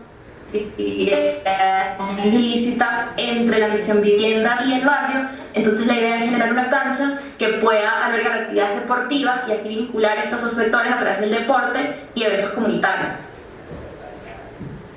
En el extremo sur, en la carretera La Mariposa, y ahí se ve que lo atraviesa el ferrocarril, hay un huerto abandonado que se llama Comuna Las Mallas, y la idea es potenciar esta idea del huerto, pero también acompañarla de aulas flexibles y otro parque de bolsillo que pueda contener para niños, potenciar la movilidad y la conexión con el borde y reforestar esos taludes. Acá se puede ver también cómo se utiliza la idea del cinerismo venezolano con los dispositivos lúdicos. Este es uno de los lugares más interesantes del barrio porque este camino de tierra conecta los dos lugares más importantes, la Escuela Fe de Alegría y la Parroquia Divino Niño. Entonces aquí la idea en verdad es potenciar ese camino de tierra, reforestar ese talud que está en riesgo y generar un parque mirador que vea hacia la zona del Poliedro y la Rinconada, que es súper interesante, a través de una cubierta que juegue con luz y sombra, los dispositivos lúdicos, pero también fomentar la productividad a través de estas terrazas productivas. Para finalizar, existen 2 escaleras solamente en el barrio. Esta, que está al borde de caerse, entonces la idea es transformarla en una escalera acompañada de espacios públicos, áreas verdes y terrazas, con un sistema de rampas que acompañe a las viviendas de ese sector. Y la escalera, que es la única que conecta la calle del Poliedro con la iglesia, entonces es súper importante, pero ahorita tiene 85 peldaños sin descanso y acumulación de desechos, se acumulan los comercios informales. Entonces la idea acá es hacer una escalera que vaya subiendo poco a poco con plazas públicas, áreas verdes y terrazas, con dispositivos lúdicos donde se puedan albergar también los comercios, formalizar todos estos comercios y formalizar las actividades lúdicas en ese espacio, que se puedan dar actividades comunitarias y también religiosas, y que pueda ser un espacio de encuentro para todo el espacio del poliedro. Bueno, para finalizar, la cancha es el lugar más importante de todo el barrio porque es el espacio público que los niños propiamente se adueñaron, queda atrás de la Escuela Fe y Alegría, y acá como que convergen las 3 calles más importantes del barrio. Entonces la idea acá es generar un espacio público multiusos en donde se eliminaría el aserradero que está en desuso y se daría pie a aulas de usos múltiples que puedan albergar las actividades productivas que se daban anteriormente, y que pueda ser un espacio deportivo de mayor carácter en este lado del barrio, pero que también sirva como un espacio que pueda darle como apoyar a la escuela, que no se da abasto para la cantidad de niños que hay en el barrio, y también todas las actividades comunitarias que se dan. En resumen, la idea de esta estrategia proyectual es concebir el barrio como un escenario de juegos, es generar múltiples actividades y diversidad de cosas por hacer. Es brindar a través de la arquitectura espacios que fomenten la participación, el encuentro y la idea de crecimiento individual y comunitario. Es intentar generar a través de intervenciones calidad de vida y por ende felicidad y salud de los habitantes. Otra cosa importante que aprendí es que no es necesario transformar todo, sino que a través de pequeñas intervenciones se puede hacer un gran cambio. Y viendo mi trabajo de grado en retrospectiva, realmente me doy cuenta que quizás ahora no tomaría las mismas decisiones proyectuales, pero me sigo sintiendo muy identificada con el concepto, y es que todos necesitamos recreación, pero especialmente los niños, y más aún las niñas que vienen de sectores degradados. Y si como profesionales realmente aceptamos ese reto, creo que de generar ciudades más equitativas y espacios dignos, creo que realmente podríamos transformar y mejorar el futuro de muchas comunidades. Por eso pienso que el juego no solamente es un generador de ideas, sino que también debería ser el futuro de nuestras ciudades.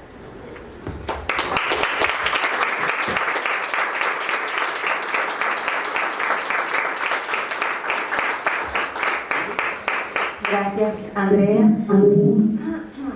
Ahora, ¿ya?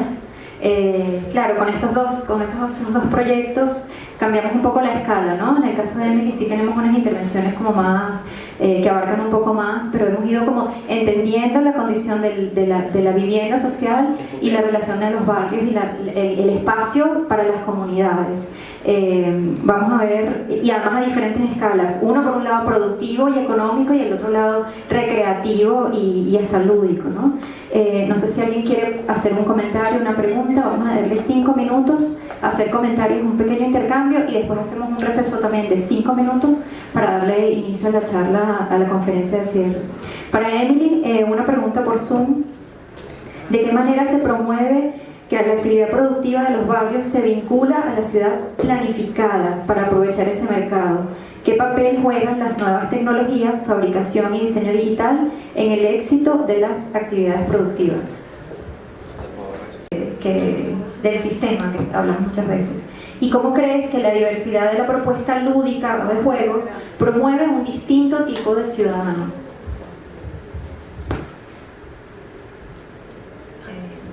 Quita ¿estás muteada o no? Ella no me escucha. Creo que ella no me escucha. ¿No nos escuchaste? No, porque estamos muteando el micrófono nuestro. Ahora sí. A ver, primero, ¿cómo las microintervenciones promueven la estrategia de la red de operaciones urbanas? Bueno, las microintervenciones son así como un dominó, ¿no? Eso me di cuenta también en la práctica, viéndolo, investigando varios barrios y yendo al barrio. Intervenir un lugar va generando una resonancia en todo alrededor, y la comunidad como que se empieza a emocionar a través de esto. En Colombia hay un ejemplo, en Bogotá precisamente hay un ejemplo muy interesante.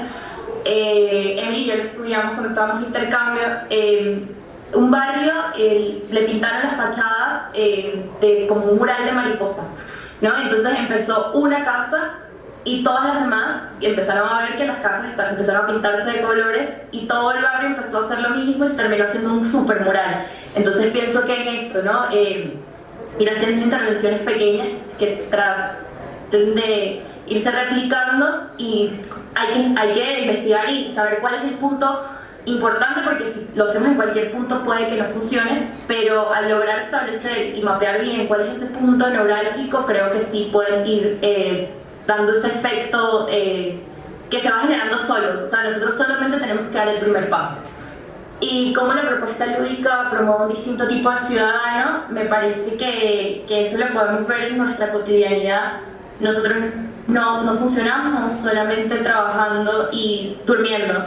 Necesitamos, para formarnos como personas, cultura, necesitamos educación, necesitamos juegos, necesitamos divertirnos, y siento que eso le falta a las ciudades en general, pero sobre todo a los espacios degradados, porque los niños del barrio capaz que tienen más tiempo solos y menos actividades cuidadas, ¿no? Entonces pienso que el juego puede ser un elemento o una estrategia para poder regenerar espacios degradados.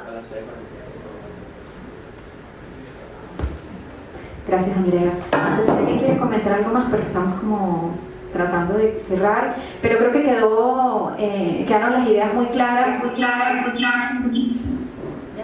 Las ideas muy claras del tema de las escalas, las posibilidades de intervención en diferentes fases y la intervención como estratégica en puntos necesarios, ¿no? A partir de, evidentemente, un trabajo sistemático y no un trabajo aislado de intervenciones, sino que esté consciente de las condiciones urbanas y de todas las condiciones del entorno. Vamos a hacer, muchas gracias a Andrea y a Emily por sus aportes.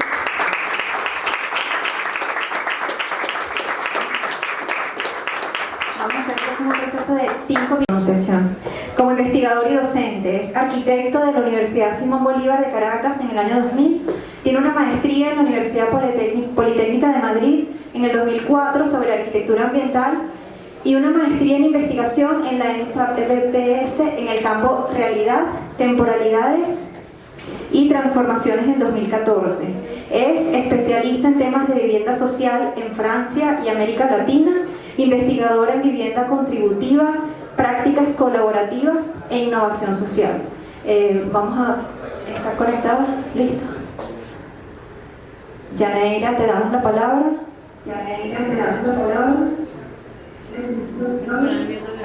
Perfecto, y te vemos perfecto. Muchas gracias, Yaneira, por participar y por estar con nosotros a esta hora allá.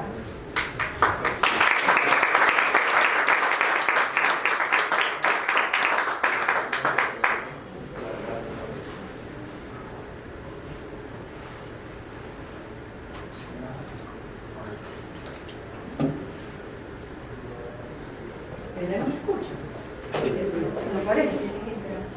Creo que está para compartir. Y que quite el... Dile que quite el mío.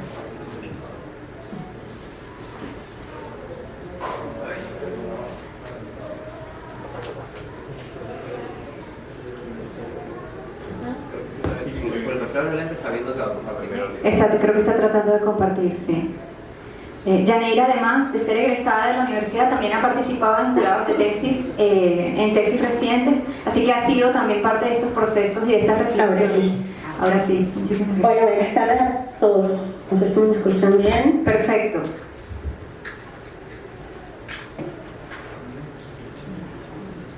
¿Me escuchan? Sí. Te escuchamos y te vemos perfecto. No sé si quieres compartir pantalla. Ok, vale, perfecto. Bueno, primero que nada, quería darles las gracias por la invitación y felicitarles por la organización de este evento que abre un espacio a la discusión de todos estos trabajos de estudiantes y ahora arquitectos de Venezuela.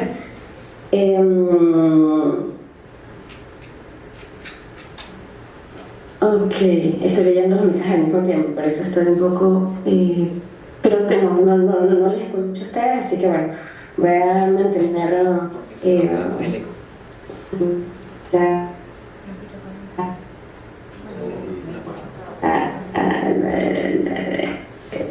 presentaciones durante los 15 minutos o de repente, ¿sabes?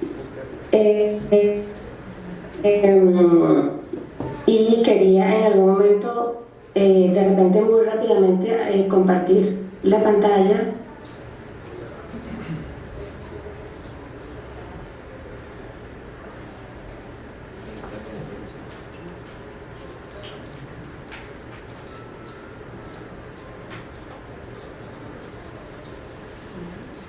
Bueno, no creo que tampoco me permite compartir la presentación, pero bueno, puedes compartir pantalla.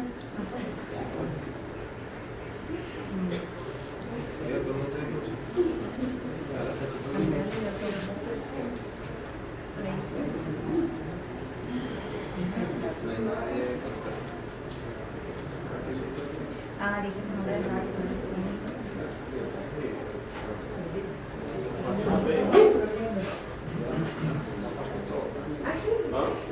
No, en realidad antes de los trabajos, pues poder presentar un poco una parte de lo que yo he trabajado, pero bueno, no importa.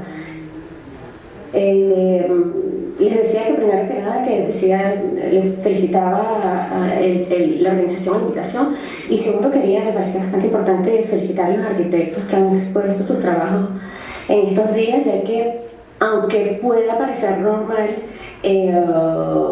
este tipo de presentaciones con un audio, con unas láminas maravillosas y con un mural bastante trabajado, creo que, bueno, una parte de esto creo que tiene que ver con la experiencia que tuvimos durante el COVID y cómo muchos trabajos tuvieron que desarrollar de esta manera, y sobre probablemente también la situación política del país que promueve o desarrolla o invita a que en determinado momento se hacen unas entregas que tienen un nivel técnico, gráfico, discursivo de un nivel muy alto, y lo digo con fundamento, incluso haciendo algunas comparaciones con las presentaciones que puedo ver de los estudiantes acá en París, ¿no?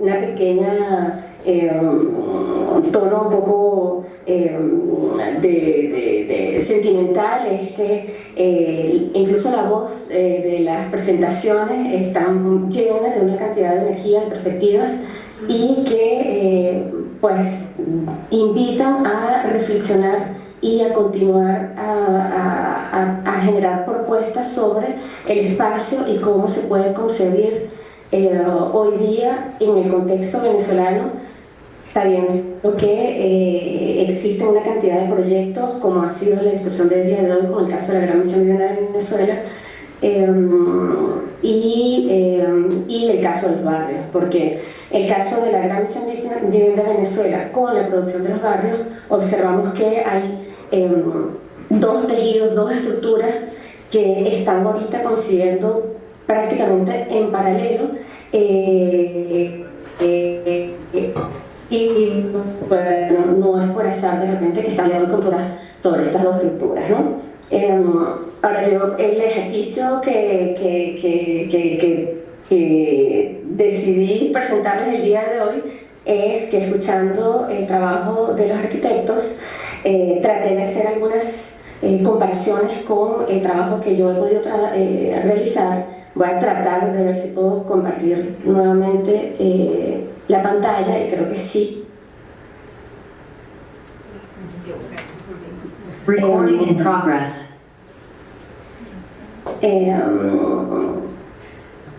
Entonces les decía que, por ejemplo, rápidamente sobre este tipo de producción social, como es el caso de la Gran Misión Vivienda de Venezuela, podemos observar que, por ejemplo, esta imagen, que es de la ciudad de Yuna, fue una de las imágenes que yo pude obtener de mi visita de terreno, en el cual hice una tesis doctoral sobre la política de la ciudad y la imagen que es movilizada en esta producción de vivienda.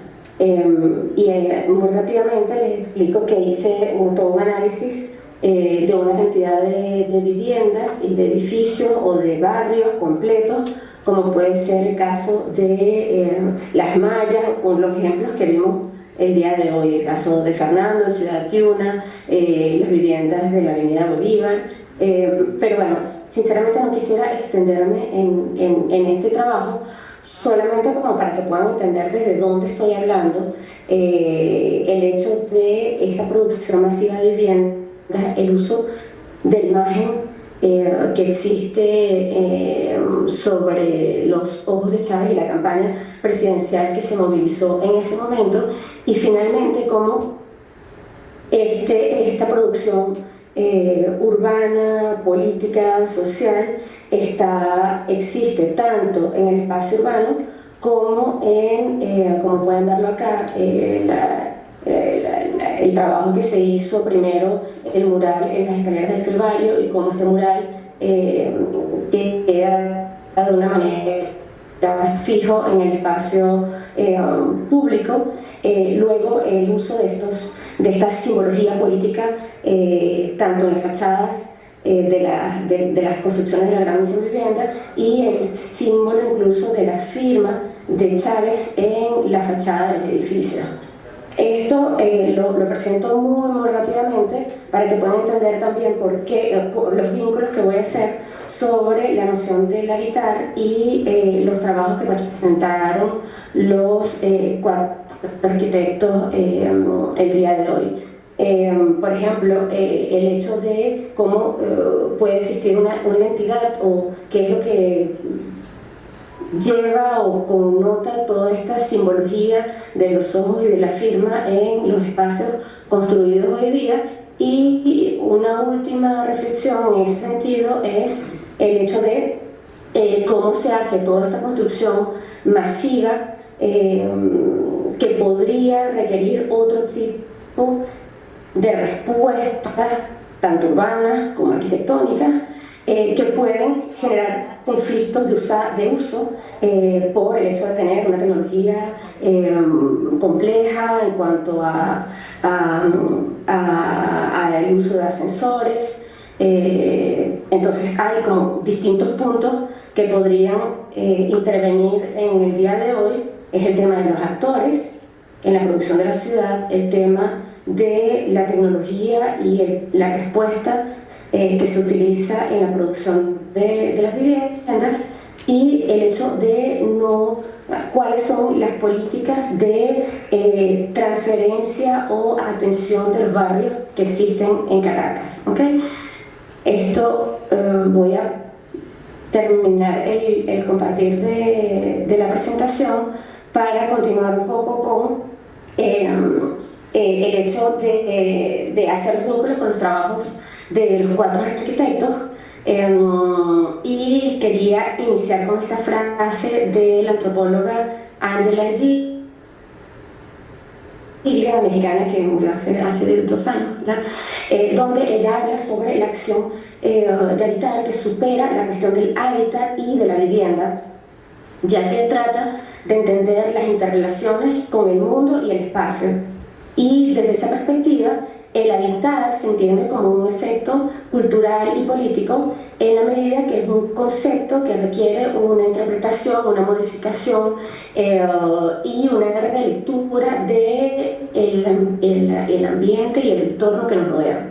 Y por ello, la primera presentación de Rafael Osorio, donde él hace, bueno, súper interesante todo este trabajo del recorrido histórico y de todos los elementos constructivos que presenta en esta lectura de la Avenida Bolívar, me hizo recordar el trabajo, traigo a reflexión el trabajo de Michel Foucault, donde él explica que el Estado existe, el Estado hace otro reglamento en el que dice yo protejo a los habitantes, a las personas, a los ciudadanos que están en la ciudad. Y si retomamos el trabajo de Edgardo Lander, que hace referencia también a las brujas, la aparición del petróleo en Venezuela hace que se cree como un tipo de cosmogonía donde la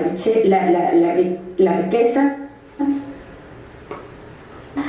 del petróleo por una cantidad de proyectos. Y la Avenida Bolívar es parte de esa historia, y el caso de las construcciones de la Gran Misión de Venezuela es producto también de toda esa cantidad de recursos que están a disposición del Estado para, en teoría, dar respuesta a una problemática social de viviendas y que genera una cantidad de conflictos por una falta de planificación o de inclusión de actores,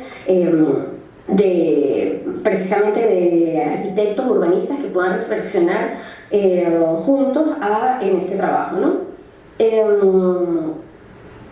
Retomo algunas de las palabras que mencionó Rafael sobre el hecho de hacerlo como la Avenida Bolívar, que en algún momento es leído como un rompecabezas histórico, y que la relación con las ciudades europeas es totalmente de actualidad. Incluso aquí en París, ahora la Rue de Rivoli, que es como la de Champs-Élysées, no a la misma escala, pero la comparación que hacían con Barcelona, igual va muy vinculada a todas estas respuestas que está requiriendo la ciudad con las normativas urbanas y de ambiente que requieren ser repensadas hoy día, ¿no?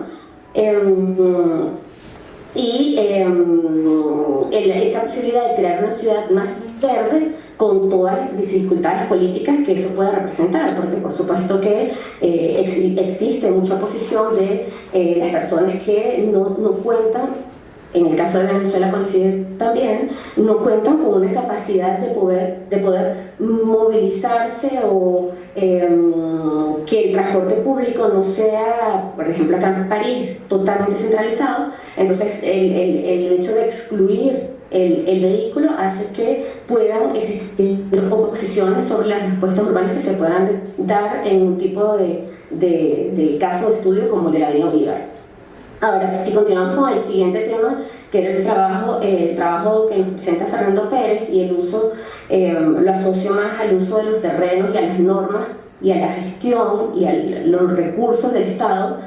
En este caso, lo que más llama la atención es abrir las pistas de reflexión igual sobre los actores, y en el caso de Fuerte Tiuna retomo una parte de mi trabajo de doctorado, que es la identidad que se genera en las construcciones actuales de la Gran Misión de Vivienda de Venezuela, pero que funciona igual en las distintas construcciones. El hecho que el Estado venezolano decidió o construyó una cantidad de viviendas a través de acuerdos internacionales con distintos países ha generado una identidad, y como bien lo decía Fernando, las personas de los edificios son las personas de los edificios de los chinos, de los rusos, de los bielorrusos, lo que hace que esa identidad puede ser una identidad que se desconecta mucho de la identidad venezolana. La identidad venezolana se pierde en este tipo de construcciones, y yo creo que eso es algo que de repente podría incluirse en estas reflexiones de cuál es esa identidad que existe, que la tenemos, y cómo, si en algún momento pensamos en una reestructuración o una reflexión de la situación actual de la Gran Misión de Venezuela, cómo esa identidad venezolana viene a incluirse, incluso la propuesta de este urbanismo de losas que incluso está en el caso también de Emily, cómo estas losas vienen a incluir un uso distinto y a tratar de generar una conexión entre los distintos elementos, edificios de los rusos, los chinos, los bielorrusos, que puedan tener un tipo de conexión a través de una plataforma común. Y eso igual me permite decir el vínculo con los actores, es que en el caso venezolano, y con esa palabra de el poder, como lo decía Rafael en su primera presentación y Fernando en la segunda presentación, el poder en el caso venezolano, que es propuesto como un tema de inclusión de lo colectivo, lo comunitario. Este caso de la ciudad Tiuna es muy representativo de precisamente la exclusión de la mano de obra venezolana, la producción de vivienda venezolana, en un contexto igual que también lo mencionó Fernando, y que lo pude constatar con las entrevistas en el Instituto de Urbanismo de Caracas en la época con Zulma Bolívar, como toda esta fuerte densidad que se incluye en un sitio que no estaba planificado para ello, pues genera un caos en los servicios. Y lo interesante es ver cómo de repente, otra pista de reflexión es ver cómo se comienzan a incluir colectivamente estos nuevos servicios que puedan no continuar en el detrimento de la ciudad.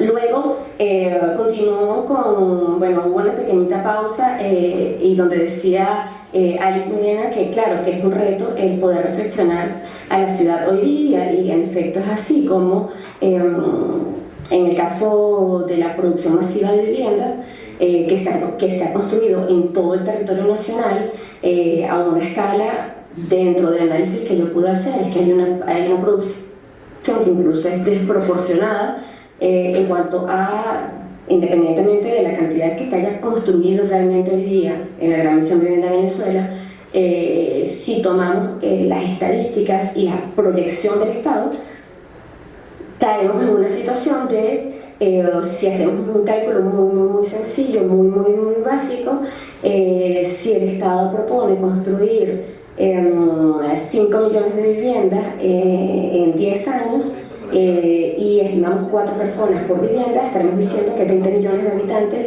estarán viviendo en la Gran Misión de Vivienda Venezuela de acá al 2025. Es decir, eso vuelve nos llama la atención sobre 20 millones de personas que viven hoy día en tejido, algunos informales, otros formales, pero pareciera, o todo indica, que esta superproducción tiene más una connotación de repente de propaganda, y por eso cuando mostré las presentaciones, las 4 imágenes que presenté de la tesis sobre los ojos de Chávez y esta imagen de Andy Warhol, es para dar esta idea de representación y de producción masiva que en el caso venezolano hoy día es característico de esta imagen un poco pop art de reproducción de edificios que tienen una poca identidad y que se reproducen en todo el territorio nacional. Ahora voy a ver el tiempo para continuar un poco con los siguientes ejemplos. En el caso de Emily y Andrea, tengo algunas quisiera igual como seguir el hilo con esta noción del habitar, ya que en este caso se evidencia un interés por analizar las desigualdades en términos medioambientales y paisajísticos y el acceso a los espacios verdes y a las ciudades. Entonces, de este modo, estos trabajos y estudios que pueden entenderse incluso que, como lo dijeron cada uno con esta parte un poco retrospectiva de cómo podrían abarcar nuevamente estos proyectos. Hay muchas variables que se puedan incluir sobre la seguridad, la movilidad residencial, la movilidad cotidiana, que cada uno lo dijo, lo ha mencionado, la gentrificación, y lo que me hace lo que me hizo mucho pensar en estas dos presentaciones es, por ejemplo, el caso de Emily Llanes sobre los barrios innovadores, donde ese trabajo sobre la topografía, el paisaje, los conectores, la recuperación de estructuras originales, da una respuesta a una de las situaciones de, como ella misma lo decía, partir de lo existente y la escala de lo individual y de lo colectivo. Entonces, hay algunas palabras que mencionó, que era sobre el tema de la dignidad, y eso me hace pensar también a uno de los trabajos que movilizo mucho en las referencias de la tesis, que es el trabajo de Marcel Mauss, donde habla que en esa relación entre el Estado y los habitantes se genera a veces una doble relación de dependencia. Y en el caso venezolano, el hecho de la política de dar, de suministrar vivienda, puede entenderse como la relación de una dependencia fuerte entre, no estoy diciendo nada nuevo, eso, el hecho de generar esa dependencia entre el Estado y el habitante hace que exista una deuda perenne entre ambos. Y en el caso actual de la Gran Misión Vivienda Venezuela, hoy día, como se han abordado también una cantidad de temas sobre la propiedad, una idea de una propiedad colectiva de la tierra y de la vivienda, solo que es difícil pensar en una propiedad colectiva de la vivienda y de la tierra cuando los apartamentos continúan teniendo una configuración, una constitución totalmente individual, a la forma de la propiedad privada en Venezuela. Y de las entrevistas que yo pude hacer, pues por supuesto los habitantes prefieren mantener esa figura de la vivienda individual o privada como existe clásicamente en el país. Entonces, en el caso del trabajo de Andrea, me hizo pensar también en que ese espacio de juego, y como ella lo decía, con esa capacidad de soñar, acá en Francia, cuando se hicieron las viviendas de construcción de las viviendas sociales después de la guerra, una parte importante, de hecho había un departamento solo que se encargaba de esos espacios de juego en los, como se llama acá, todos estos les grands ensembles, donde ese espacio de juego son respuestas importantes de la parte de los arquitectos y urbanistas que totalmente se unen al vocabulario que fue utilizado incluso por Andrea sobre este espacio performativo, que es una clave esencial para la reflexión de la inclusión de nuevos actores y incluso el alcance de nuestra reflexión como arquitectos en el desarrollo urbano. En el desarrollo urbano y en la producción de la arquitectura. Tenía algunas palabras también para concluir la conversación, que es una de las preguntas que hacía Andrea también, el lugar del que venimos define quiénes seremos en el futuro. Y yo creo que sí, claro que sí, es como esa pregunta se puede interpretar en la producción de la ciudad. Es que lo que me hace igual pensar es que aquí tenemos la clave de ese trabajo tan complejo en el contexto de Caracas, que hoy día va a requerir una reflexión bastante más estrecha de la continuidad y de la discontinuidad, o como lo decía Emily, de ese trabajo del vacío como articulador. Y por ello quería ya finalizar, a ver si estoy cumpliendo también los tiempos correctos. Sí, creo que es que a pesar de los esfuerzos de algunas corrientes, tanto no nada más en la arquitectura y en el urbanismo, pero también en la geografía, en los estudios urbanos, ya sea a una escala internacional, como puede ser, por ejemplo, las migraciones. Es importante ver que toda esta producción de espacios está vinculada a la conformación de identidades individuales y colectivas. Y en el caso de los barrios, hay una identidad colectiva presente que ha generado la masificación de organizaciones, como lo vemos incluso en los ejemplos que mostraron tanto Andrea como Emily sobre estos movimientos incluso sociales o de acción colectiva que van a ir a la búsqueda de un reconocimiento, y ese reconocimiento es una parte esencial de la ciudad y es lo que da la imagen también de la ciudad de Caracas. Y por ello quisiera terminar con esa reflexión igual de la antropología urbana sobre esa opción de habitar como un espacio de generador de identificación y de distinción social. Y la distinción social en Caracas hoy día está mezclada entre esta producción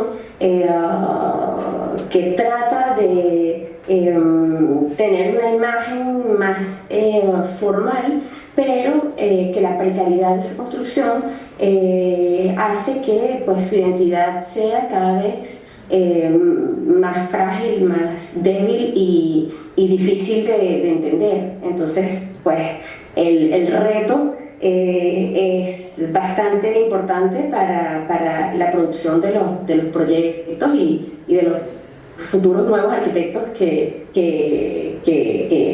están representándonos hoy día aquí en este evento y en toda esta semana.